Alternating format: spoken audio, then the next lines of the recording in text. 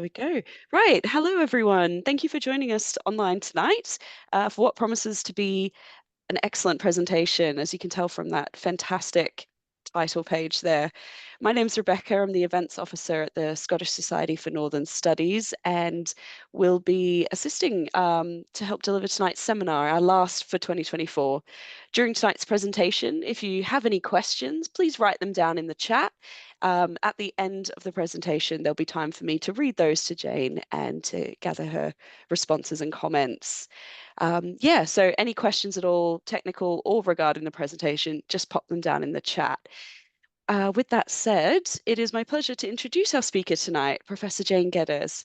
Jane is a Professor Emerita of History of Art at Aberdeen University. Her latest book is Buildings of Scotland, Lothian. It's a comprehensive architectural survey, but her main interest is medieval art. She has produced websites for the Aberdeen Bestiary and St Albans Psalter as well.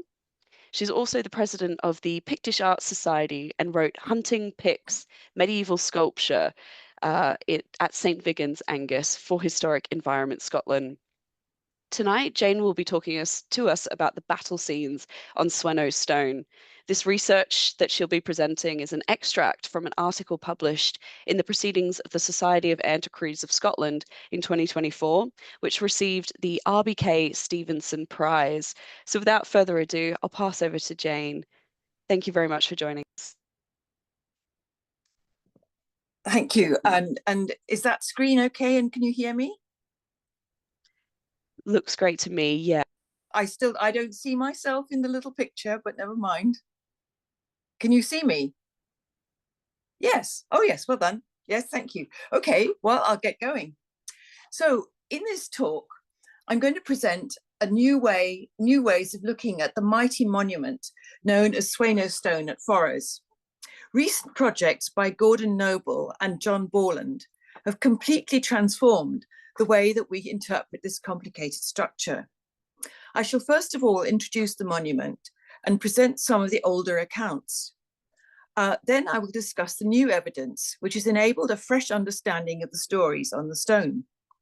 For this paper, I'm going to explore the many challenges presented by the battle scenes on the east face. My article in the Proceedings of the Society of Antiquaries of Scotland gives more detail on the monumental cross itself with its ornament and the enigmatic inauguration scene below. Then, without the commitment to publication, I want to explore in this talk some of the further reaches of Viking burial practice, where my ideas are still tentative, and I would appreciate any feedback from the particular expertise of this audience. At 6.5 meters high, the cross slab used to dominate the landscape, looking out to the Bay of Findhorn. But since the 1990s, it has been encased in a glass box, hemmed in by the Forres bypass and housing estates. In the open, it was so tall that it was hard to read. Inside its box, it is obscured by glare and even harder to understand. It is located on the outskirts of the present borough of Forres, perhaps not accidentally, more or less on the administrative boundary of the town. It is located at the road junction between the main east-west road along the Moray Firth between Elgin and Inverness, and its junction with the road to the mighty Pictish citadel at Burgh Head. Now, Burgh Head suffered a devastating attack and was abandoned at some point in the 9th century, and it's possible that Forres grew up as a safer inshore replacement. There's not a lot of helpful archaeology as yet at Forres, although there is an Iron Age fort nearby and one minor Pictish stone found elsewhere in the town. I've summarized a wide range of historical interpretations of the stone. Its name goes a long way back and will be hard to shift with the new knowledge. In 1726, Alexander Gordon, the first author to produce a sketch of the stone, claims that according to tradition, so it's already old, it commemorates a victory of Malcolm II over the Danish Sueno, that is Sweyn Forkbeard, who died in 1014 and certainly never fought at Forres. There follows a string of conflicting suggestions of events taking place at any time between the 9th to the 11th century. Scots against Norwegians, Picts against Norsemen, the Earl of Orkney against the Scots against the men of Moray, King Dubh of Strathclyde against the men of Alba in 966. And lastly, the final battle of the Scots against the Picts, the wipeout of the Pictish nation. Historians have very little secure evidence to go by, and one could say that their suggestions arise from the method of pin the tail on the donkey. Now, while some are convinced by the vivid urgency of the scenes, others wonder to what extent it even deals with real events, or if the whole sculpture is an allegory. Seller and Alcock ask if the scene below the cross might be from the Bible, but are stumped by its iconography. The Hendersons ponder, we cannot know whether anyone had the status or acumen to turn reporting of near contemporary events into art. Alcock concluded, it can tell us nothing about how warfare was actually conducted, and is instead a celebration of the principal fruits of war. While reportage is rare, we have the convincing earlier evidence of the Aberlemno stone, where details of armour and the York type of helmet, worn on the right, bottom right particularly, suggest the defeat of the Northumbrians at the hands of the Picts. The story even proceeds as a chronological narrative, ending with the death of the helmeted invader at the bottom right. This plausibly commemorates the Battle of Nectan's Mere in 865, although the stone would be carved in the mid-8th century. The reason I began this research is that we now have two major new elements of evidence to help us. Firstly, Gordon Noble was able to date the filling of some post holes around the stone, which were presumably used to support a derrick during erection. Carbon dates indicate that events took place Cal 780 to 900, 95% probability, or 825 to 85 with 68% probability. So we're looking at very significant activity in the mid to later 9th century, nowhere near the era of Sueno or Dubh. Secondly, John Borland created a definitive set of drawings using the most up-to-date methods of viewing the stone through old plaster casts and scanned images with movable light source. He was also able to reconstruct the bottom row, which you see on the right, which has been hidden by a collar since the 18th century, but was photographed while briefly visible during conservation in the 1920s. So for the first time, it's possible to analyze most of what's going on. The composition of the cross can be divided into 5 parts. On the west face, on the left, is the cross with inauguration below, an apparently blank panel at the base. On the east face are the battle scenes, and down the sides, a mixture of inhabited vine scrolls and some figures.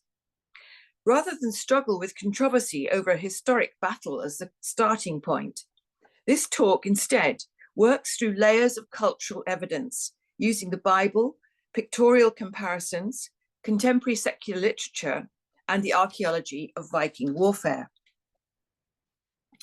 A key scene is the apparent inauguration taking place at the base of the cross. I've argued in detail in my article that I believe this represents the arming of David. In the book of Samuel, just before his battle with Goliath, David is brought before Saul. The king generously offers him all the royal armor, which David politely tries on and then casts off. His faith in God will protect him. The iconography derives from Byzantine models, exemplified in the series of silver plates made for Emperor Heraclius in 613 to 629, which shows Saul and his armorer, as you can see on the left, attending to the boy. Apart from the similar composition, the main clue is that in both instances, the central frontal figure is a child. Now, basic medieval convention would always make the most important figure also the largest, as on the Scone Abbey seal, which has often been compared with the stone. And here, Alexander III was only age 7 at his inauguration in 1249, but he's nonetheless shown as the largest person. The forest figure is undoubtedly smaller than his companions, in spite of his central role. The forest artist has transformed the classical style into a Pictish idiom, with the characteristically coiffed participants. A significant difference in the iconography produces a particular insular twist. On the plate, David still holds his sword. On the stone, his sword hilt is discarded on the top left, like the other weapons that are discarded below on the plate. And instead of holding his sword, David's arms are held up by the officiants. And this is the so-called Moses pose, where Aaron and Hur held the weary arms of Moses up to encourage Israelite victory over the Amalekites. Carol Farr has explained a similar multivalent image in the Book of Kells, which refers to the arrest of Christ, the position of prayer with their arms raised, the Moses victory, and Christ's victory over death at the crucifixion. So it's altogether a victory position. This inauguration gesture is repeated on the later Bamberg Sacramentary, showing the coronation of Ottonian Henry II. Here, his weapons are sheathed in embroidered cases to indicate that they are intended for peace, not war. Those sheathed weapons may represent the same concept as the sword strokes at Forres. In a blank panel that looks as though it anticipates an inscription of names, there is instead a series of grooves made by scoring blades, weapons blunted in a gesture of peace, trust, and fealty at some great public ceremony performed by the nobility. You would have to kneel in humble submission in order to make those marks. And if you go to the stone, you'll realize the position you need to take in order to grind your blade into the stone like that. In an illiterate society, such a visible ritual before assembled witnesses would count for far more than a written inscription. This would obviously have taken place after the erection of the slab, perhaps even at the moment of its unveiling. So now, moving on to the battle scene. Establishing the arming of David as a prelude to victory through faith in God provides the biblical basis for unpicking the East face. The exact story can still not be deciphered, but several lines of inquiry may bring the truth nearer. And these are reading the stone, including its layout, use of space, and biblical illustration. Then the application of the Bible as text, and then the use of early medieval heroic literature as a model for battle narrative, and finally, the archaeology of Viking funeral rites. So the first approach deals with the process of visually absorbing the East face, exploring how the mind and eye decode the composition. On site, this is a serious mental exercise.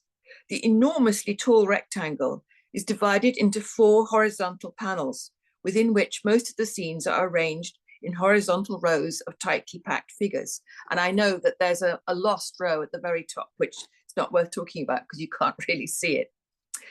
The Hendersons saw its size as emulating the columns of Trajan and Marcus Aurelius in Rome. And the size indeed has imperial pretensions, a memorial to an event of epic proportions. But the layout can be found closer at home in time and space.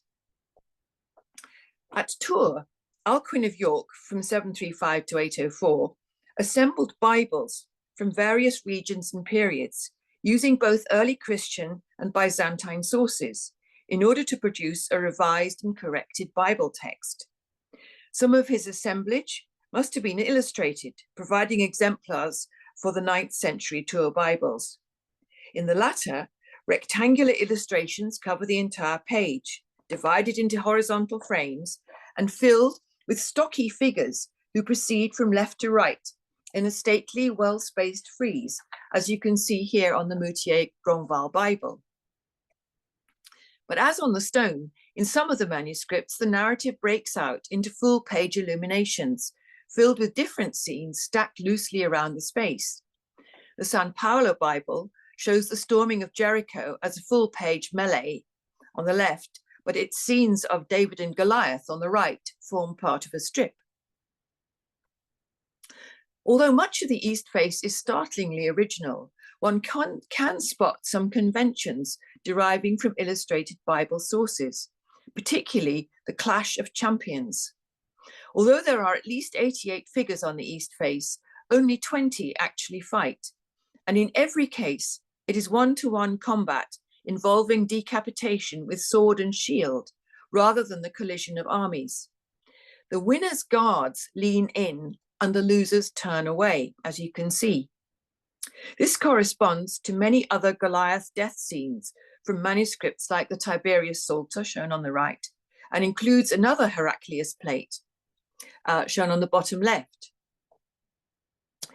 The largest cypress dish in that same series with the David scene of the battle scene with Goliath uniquely changes format to an arrangement in tiers and larger size. There is no suggestion on the stone that the multiple fights actually represent David and Goliath. There is no sling, and most combatants are of equal height. But the disposition of supporters and insistence on single combat with sword and shield suggest a model from biblical iconography. The literate viewer may start to read the east face like a book, top down and left to right. But on a public monument aimed at an illiterate populace, that order may not be so obvious. Alcott points out that on the west face cross, about 3 times human eye height, this impels the viewers to look up in awe, as you can see in the middle. Roman equivalents, such as Trajan's column, read from the bottom up. Reflections on the Ruthwell and Monasterboice crosses demonstrate that they can be read in various directions, the pairing of different scenes resulting in multivalent levels of exegesis depending on which way you look at it. And on the Forest Stone, the direction of events can also be read in several ways, with possibly different outcomes, even from victory to exhausted defeat. A notable feature of the battle lineup is that the winner is always on the right, and the loser, head often already detached, stands on the left with his troops turning away. Likewise, the cavalry procession and mixed maneuver, which is where my face looks like on the screen at the moment, there's the mixed maneuver happening, travel up from right to left. Consistently, the direction of victorious travel is right to left. Now, in almost all manuscript depictions, that direction is reversed. Victor, David, and the Israelites stand on the left, and like when you're reading, Goliath and the retreating Philistines are on the right. The Pictish victors at Abelemno churchyard drive their foe to the right. But there are 2 exceptions to this standard design, both early and late, showing that that direction is not invariable. At 3rd century Dura Europos and on the illustrated 12th century Stephen Harding Bible, Goliath is on the left and David is on the right. In Pictish art, on the other hand, processions typically, if not invariably, proceed from right to left. So I'm showing Hilton of Cadboll, and then there's the St. Andrew's sarcophagus, Meagle 1, 2, and 11, the Duplin Cross, and the Papal Shrine. The difference is that in reading a book, the eye travels from left to right. But in walking around a monument, the auspicious Celtic direction is decile, sun or clockwise, and the viewer's right hand nearest the stone. And it is this decile direction that allows the events to be seen as traveling sunwise to victory. Now, while visual parallels from book illustration cover a few aspects of the forest composition, the Bible text offers signposts for the construction of a military event. The account of David and Goliath is the second source to examine, and this provides several insights, but is not an entirely comfortable fit.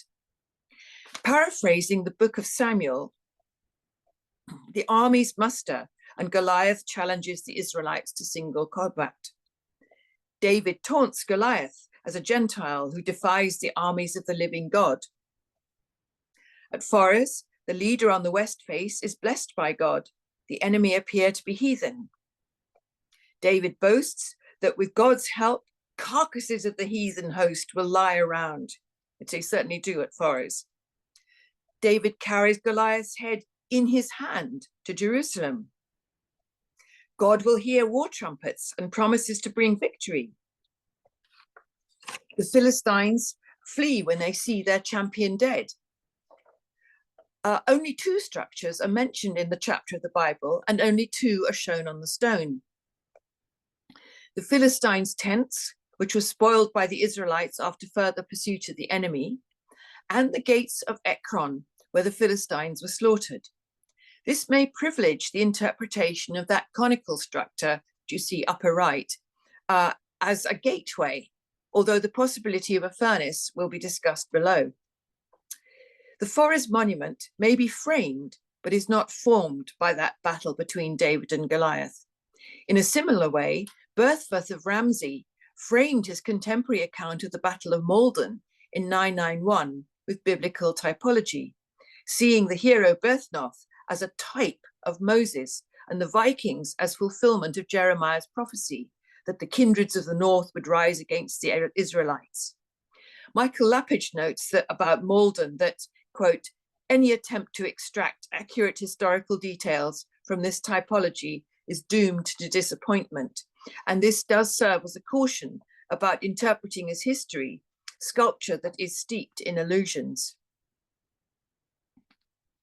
Now I'm going to look at heroic literature. Madeleine Cavaness remarks, decoding involves knowledge of the sources that were used to encode the cycle. And I've already suggested that the Bible is not a perfect fit, but actually quotations from great poems may have accompanied and explained the stone. If contemporary poetry is taken as a model, events may be episodic, and rather than proceeding in chronological order. The 9 scenes of single combat, of which 4 occupy central stage, deal with individual feats of valor within an army. The way they rhythmically repeat between set pieces of group action is reminiscent of the finest insular elegiac literature, where the struggles of named heroes are immortalized through recitation by the bard. Whereas the Dream of the Rood is inscribed on the Ruthwell cross to provide a vernacular commentary, here that local voice that sang out the names of the heroes is silent.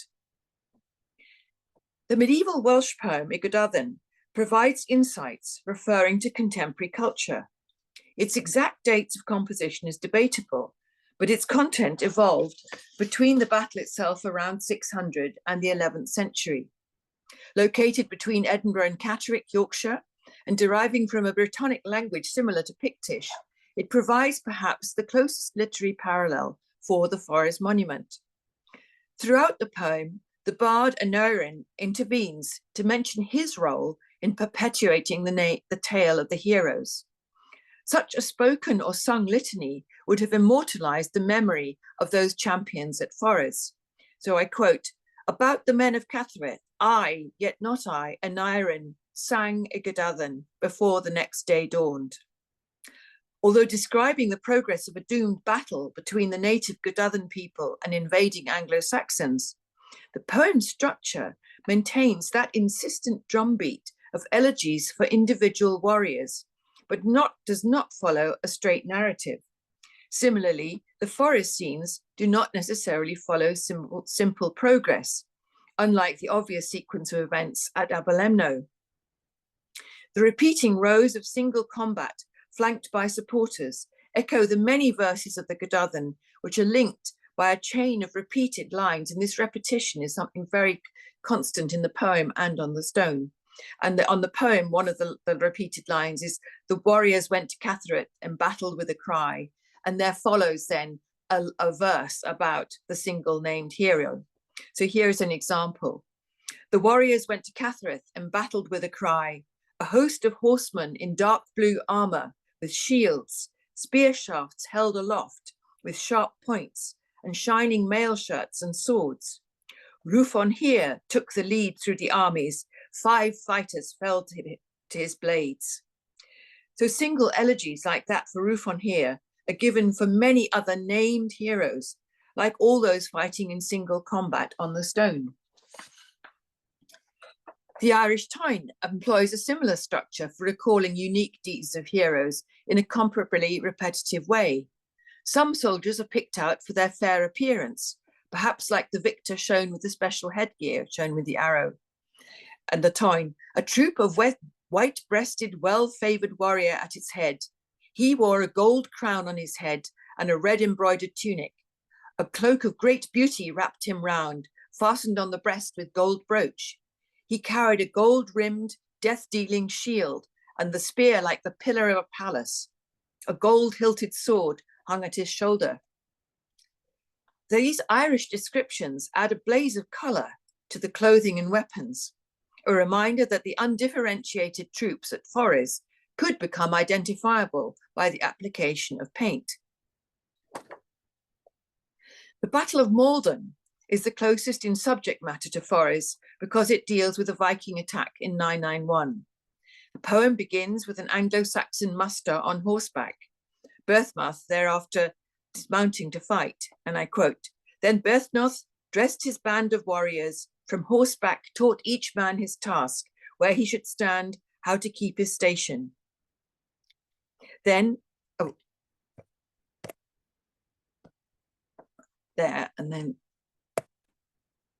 then when his folk was fairly ranked, Berthnoth alighted where he loved to be most, and was held most at heart among his hearth companions.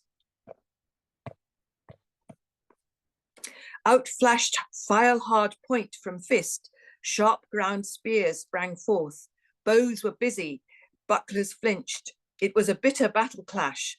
On both halves, brave men fell, boys lay still. Then their single combat with the leader. Berthnoth wore hard, braced shield board, shook out his sword, strode firmly toward the enemy, earl to churl, in either's heart, harm to the other.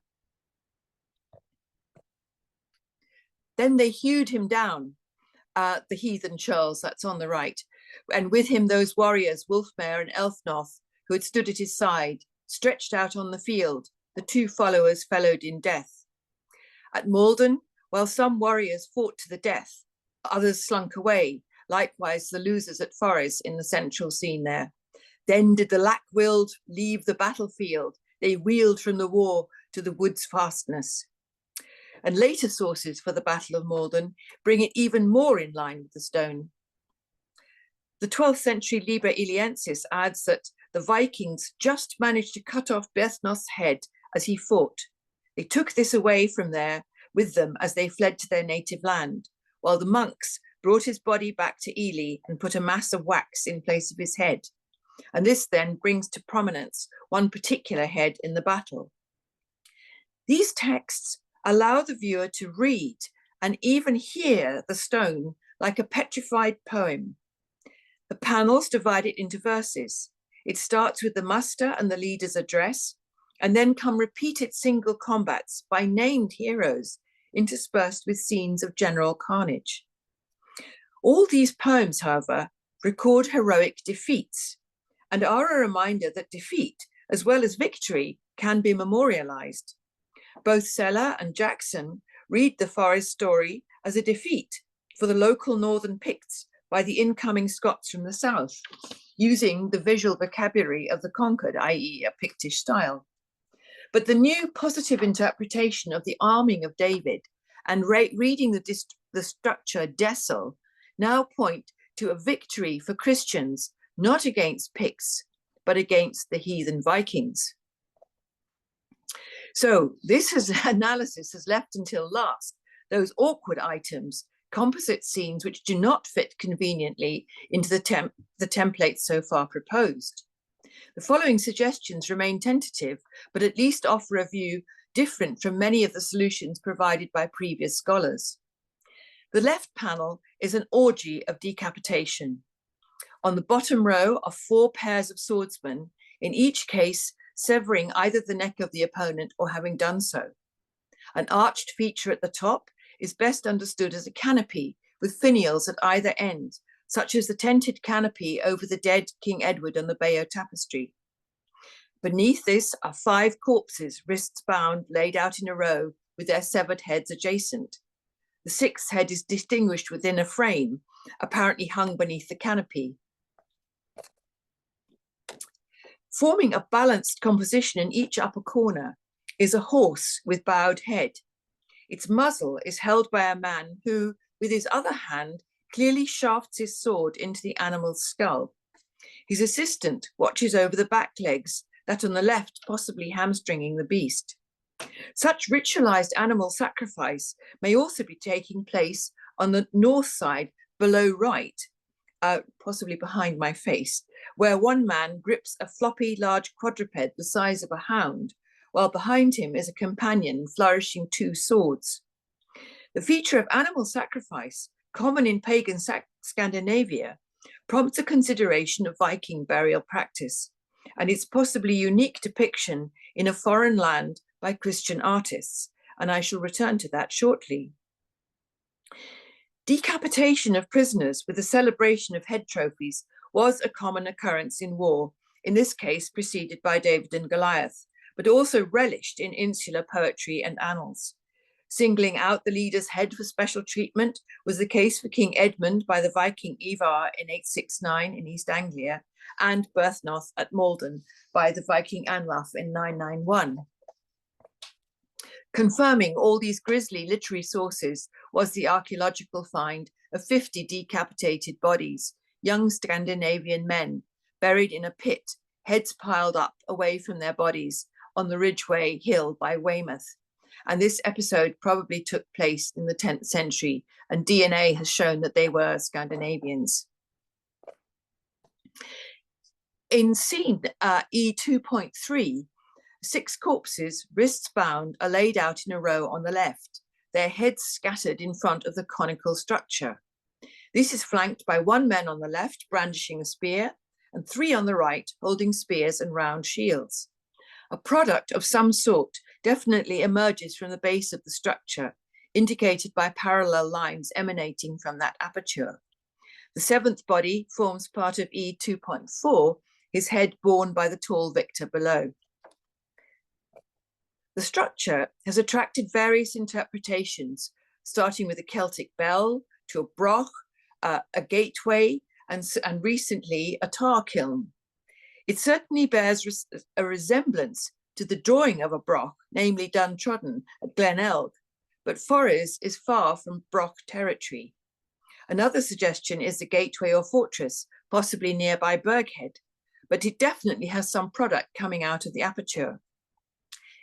Ian Keeler suggested that it could be Nebuchadnezzar's furnace, and this incineration theme opens a whole new area of cultural considerations.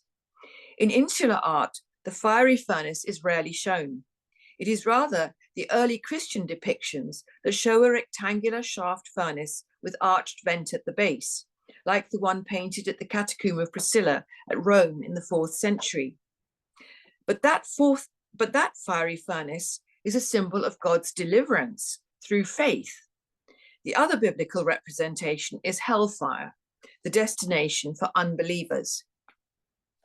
So the Utrecht Psalter, made in the early 9th century, illustrates 2 types of furnace, a conical beehive on the left and an open rectangular shaft on the right, both with a stoke hole at the base.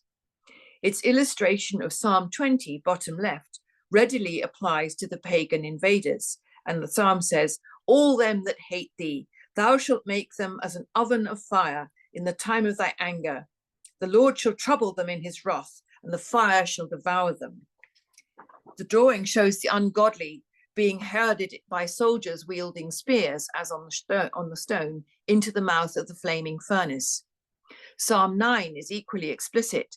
That's the upper one. "The wicked shall be turned into hell, all the nations that forget God." So here the hell furnace is a square tower with arched entrance, into which sinners, bound by the hands, are prodded by a spear-wielding angel. Complementing the activities on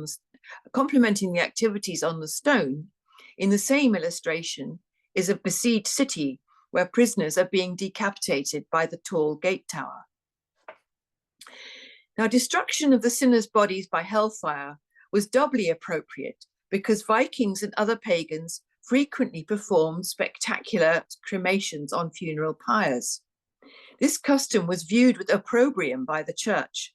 Charlemagne's capitulatio against the Saxons of 782 advised the death penalty for the perpetrators.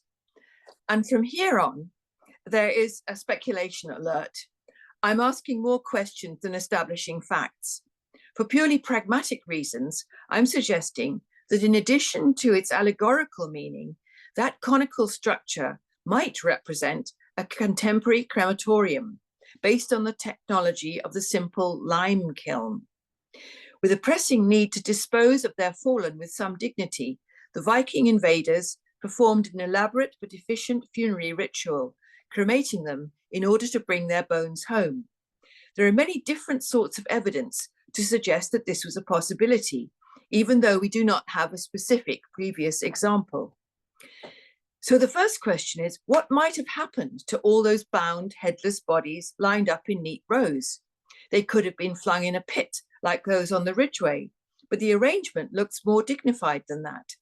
In some circumstances, both sides may have been so bludgeoned that some negotiated compromise was possible, which included honouring the dead. We have the example of the Viking warriors hacked to death in a foray in Estonia, whose body parts and hounds were nonetheless placed with some decorum in their boat for a full boat burial, presumably with the forbearance of their victors. Saxo Grammaticus records that the body of Harold Wartooth was rescued from the battlefield by his victor Hring, placed in a gilded ship and ceremoniously burnt, his remains being released in an urn for subsequent royal burial with his sacrificial horse back home at Liere. So even after very aggressive events like Alfred's victory over the Danes at Edington in 878, the outcome was not a massacre of the heathen, but a negotiated peace with handover of hostages and Guthrum having to accompany Alfred to baptism. Some negotiation may even be suspected on the stone. Those embracing mermen on the side look decidedly Aaronic, and the two apparently secular men holding books or documents might be like Alfred and Guthrum when they completed the Treaty of Wedmore in 886. At Heath Wood, Ingleby, there is the only known Scandinavian cremation cemetery in the British Isles with 59 barrows. It is believed to belong to the Great Army, who overwintered nearby at Repton in 873-4. Approximately 40% of the bodies lay on top of their pyre, their individual pyre, while the majority were token burials containing merely small amounts of charred remains. Julian Richard suggests that these were memorials to soldiers killed and burnt elsewhere, their partial remains being brought back to rest with their comrades. So the option I'm exploring is that these bodies on the stone were awaiting cremation in preparation for repatriation, like Harold Wartooth, brought home to Liere in an urn. Ostigord has proposed that at the several Viking Age burials in South Norway, where bones are contained in foreign receptacles, specifically Rhenish bronze cauldrons, death and cremation occurred in battle abroad, and the cleaned bones were returned home for further ceremony. At Klungerhaugen, the clean bones were in an urn, and around it were cremated weapons and parts of a horse. At Lopthaugen, bones within the Rhenish cauldron were placed on top of a pyre site, so that the pyre had already burnt and the bones were put in a cauldron on top. These examples of double funerals, one abroad and one at home, are similar to that of Harold Wartooth. This has established precedents for Vikings managing to conduct some form of funerary ritual, whether inhumation or cremation, in hostile territory. The next question is practicality. How might such a funeral take place? Cremating large numbers of foreign soldiers in a foreign and hostile land was a very time-consuming process, requiring plenty of appropriate wood, correctly seasoned for fuel. An individual funeral pyre would require hundreds of kilos of prepared pine wood to achieve complete combustion, and this may not have been possible in a hurry at Forres. Per Holk has studied over 1,000 cremations in South Norway. He found that at least 60% of the bones had been roasted at temperatures higher than can be achieved on an open pyre, with the implication that some form of enclosed burning with enhanced draft took place. If some form of furnace was used, the sequence of bodies would generate a powerful exothermic reaction to compensate for the potential lack of fuel. So the furnace got hotter and hotter as you put more bodies in. Now, the Romans had been expert lime burners, needing lime for all their masonry work. Northern societies in the 9th century, with their wooden houses, had less need for industrial quantities of lime, but the technology was not lost. At nearby Port Mahomet, seashells were being fired on a small scale to produce lime for treating parchment vellum. The late 9th century lime kilns discovered at the royal residence at Lake Tissot in Denmark were circular structures 2 meters in diameter with an aperture at the base. The superstructure would be made of clay and taken down after firing. And at Tissot, they were used for making lime wash to cover the Great Hall. These would have resembled the one that I saw in Yemen, made of mud and roasted to oblivion after a few firings, and that you see the outside and the inside. This size of structure, with a stone base and clay above, and technology would be suitable to cremate bodies and would leave little trace on a battlefield after the bones and ashes were taken away. I even wonder, and Viking specialists may draw breath here, I even wonder if those beehive structures shown on the Gotland stones are not the supposed Great Hall at Valhalla with 3 entrance doors. They don't look like a hall to me, but representations of funerary kilns with stoke holes at the base and flickering flames above, like that on the Utrecht Psalter. Bodies cremated in such a kiln would then either be buried abroad, like those at Heathwood, or a sample of bones brought home, as at Lopshaugen. Perhaps the Forres army allowed or could not stop the full pageant of Viking funerary rites. As at the Battle of Malden, both sides could be too flattened to make demands at the end. My archaeological critics have said there is simply no evidence for this form of battle funeral using a kiln. My reply would be that firstly, battlefield sites are notoriously difficult to find, leaving few traces behind. Secondly, this form of mass incineration was probably a very rare action of last resort because the identity of the individual remains would be compromised. From classical times, Lucan heartily castigates Caesar after the Battle of Pharsalia, where Romans fought Romans, because Caesar left the dead unburied. And Lucan says he neither honored the dead with individual funeral pyres for Roman citizens, nor even resorted to a common mass cremation. And this rather dramatic still picture is from Liz Taylor's Cleopatra, which gives a vivid impression of what I'm proposing on the battlefield. Lucan pleads, grant but one fire to whole nations, and in no distinct flames let the bodies be burnt, just in order to get the bodies burnt rather than left to the wild beasts. Panel 3 appears to expand on pagan ritual, with the bodies laid out under a canopy adjacent to the sacrificial horses. Ibn Fadlan records the most vivid account of a Viking funeral in a foreign land, observing the burial of a Rus leader in 921. He mentions some of the features present on the stone. The corpse was laid out formally under a canopy, followed by the sacrifice of his best horses and dog, stages shown on the left and below. The Rus warrior was subsequently cremated in his boat with much ceremony.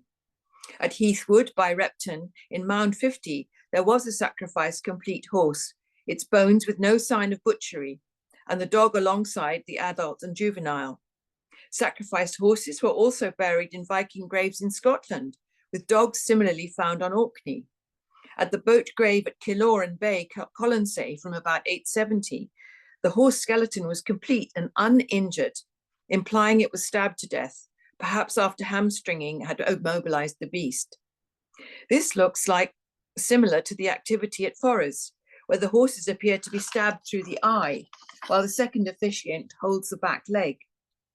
So while the furnace may show the eschatological destruction of the ungodly through hellfire, we may also be shown the Viking burial rites in their own terms, attested by the description of laying out by Ibn Fadlan and the archaeological evidence at Heath Wood.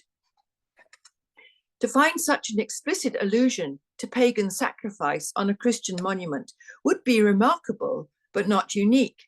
The Pictish cross slab at St. Vigin's No. 7 shows with disapproval the Roman bull sacrifice of the Taurobolium, which you see on the right. Much still remains unknown about the Forest monument. My analysis of the cross and other ornament locates the structure firmly within the orbit of late Pictish sculpture, around the later part of the 9th century, a period when both Scots and Vikings threatened Pictland. But the evidence of pagan sacrifice identified here demonstrates that it refers to a battle or campaign against the Vikings, not between Picts and Scots. Regardless of whether the patron was Pictish or Scottish, the craftsman himself was someone well honed in the professional skills of Pictish stone carving. The sequence of events appears to be more allegorical and poetic than literal within a firm Christian framework. My approach here has neatly sidestepped the issue of naming a date or event, but some recorded options are summarized here. The total wipeout of both Scots and Picts took place in 839 and is a reminder that the monument might, like the poems, record a defeat. At the end of the sequence in 904 is a more resounding victory over the Vikings, possibly in this area, if it's Fortriu, followed by a long period of stability, perhaps a calm interlude in which to make such an investment in commemoration. That victory was for Constantine, son of Ede, king of Alba, who ruled 40 years. But there are no earlier Pictish records to broadcast their own triumphs rather than those of the succeeding Alpinid dynasty. Art historical evidence reveals a time frame compatible with the other disciplines, but pulls the subject matter towards an allegorical account, where the enemy are not distinguished as Vikings so much as Gentiles interpret in terms of contemporary Viking practice. Plucky David, like a contemporary ruler, entrusts himself to the will of God before the fight. But the battle itself is displayed by a roll call of contemporary warriors whose names would resound like the verses of a poem. The decidedly different styles on the front and back of the slab indicate an artistic milieu in transition, a Pictish artist grappling with an entirely innovative demand from his patron. The Forest Memorial, in its favoured Pictish cross slab format, influenced no surviving successors. Patronage on this scale and type of ornament appears to dry up in northern Scotland as rulership shifts from the Picts to the Scots. Maldonado calls this period of violent change the crucible of nations. In that case, the Forest cross slab, Scotland's Bayeux tapestry, stands as the anvil. Thank you. Thank you very much for that presentation, and what a note to end on too, Scotland's Bayeux Tapestry. That was fantastic. I particularly enjoyed the decapitation scenes as well. I thought that was such a fascinating breakdown. We've got a few questions coming in, so I'll be sure to read those out to you in a minute if you've got the time, Jane. Thank you again. Yeah, I just wanted to comment firstly that the decapitation scene, that was so interesting with the canopy you were describing there with the little end beasts sort of Oh, showing.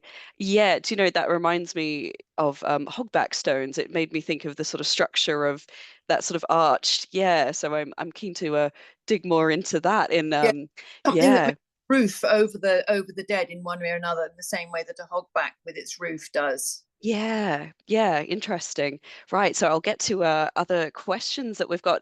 If you have any questions for Jane, please pop them into the chat and I will read those out. So our first one comes from Jack O'Hara, and there's been some comments on that question too, so bear with me while I read that out.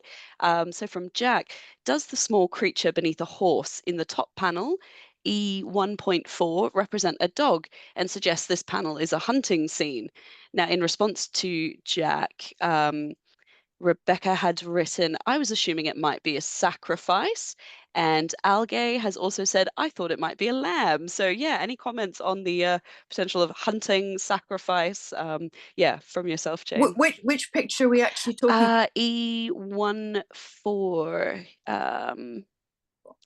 E- E1.4. Sorry. Oh, right. Oh, yeah, that's underneath the procession. Yes. Okay. Mm, Um, well, he's in a procession going into war, and the dogs of war. What? I. It wouldn't surprise me if you had.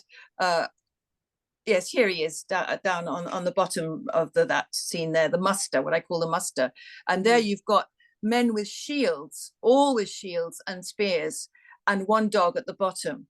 And I don't think you necessarily go into a hunt all with shields. I don't think it's a hunting scene, but it's no that I mean the war dogs of war, they would bring dogs into battle, surely.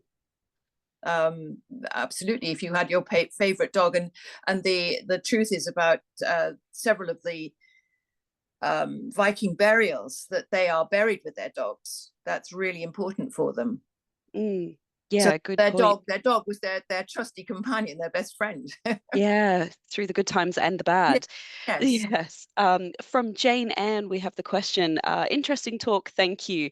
Are there any other Pictish stones that include scenes that are possibly after a battle? I'm interested in the idea that there are depictions of lime kilns. Oh, well, there are. I can't find very many depictions of lime kilns, I must admit, because it's fairly um, mundane thing that they don't make carvings of absolutely everyday industrial processes basically, so that's a kind of my weakest link, that there aren't pictures of lime kilns, but that's what they look like, and that's what they found at Tiso.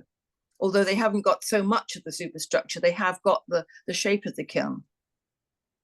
Oh, they Thank you. the foundations of it and the lime inside it. Mm. Brilliant, thank you. Algay Alex has said, thanks a lot. That was very interesting. I really enjoyed the part with the severed heads. It made me think of a this is a very common thing in the south of France where I come from. It's a very big thing in southern archaeology for the same period of severed head, not of the enemies, but of the ancestors and important figures. An interesting point there, yes. Well, Um, the cult of the head is a really important one throughout history, it seems, and in particularly with the Celts. I know in southern France, where they would sort of make monuments with the real skulls of the ancestors, and the conquered.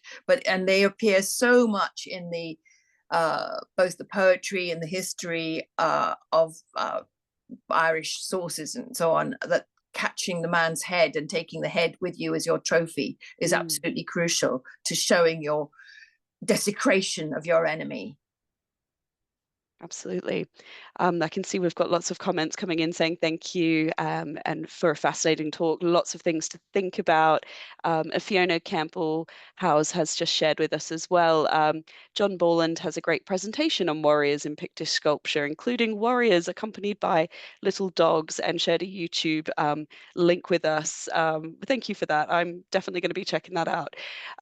Yeah, so I think that is all the questions for you. We've got lots of praise coming in. So thanks again, Jane, for presenting this evening. And thank you everybody for joining for our final seminar of the year. We have plenty scheduled in the upcoming year, so keep an eye on your emails. We'll be sure to send out details soon. Yeah, with that, I'll wish you all a good night. And thank you once again, Jane. That was a wonderful presentation. Take care, everybody, and have a great festive period.